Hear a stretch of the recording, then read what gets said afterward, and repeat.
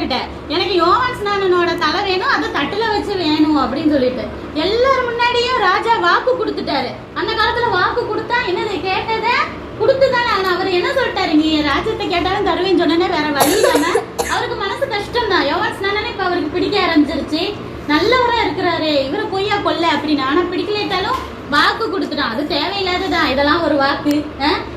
ஆனா என்ன, ராஜான்னு ஒரு கௌரவம். நம்ம சொன்னதை செய்யலைன்னா 4 பேர் நம்மள கிண்டல் பண்ணுவாங்கன்னு சொல்லிட்டு யோவான் ஸ்நானன் ஜெயில இருக்கிறவன தலையை மட்டும் வெட்டி தட்டுல கொண்டு வாங்கன்னு சொல்லி அதை இந்த பொண்ணுகிட்ட கொடுத்து அவ ஏரோதியாட்ட போய் கொடுக்குறான்.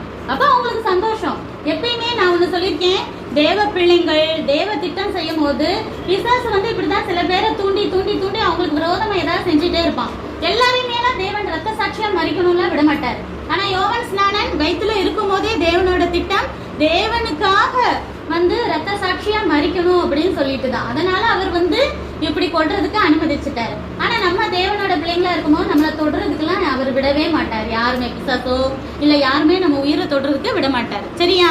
புரிஞ்சதா யோவான் ஸ்நானன் கதை?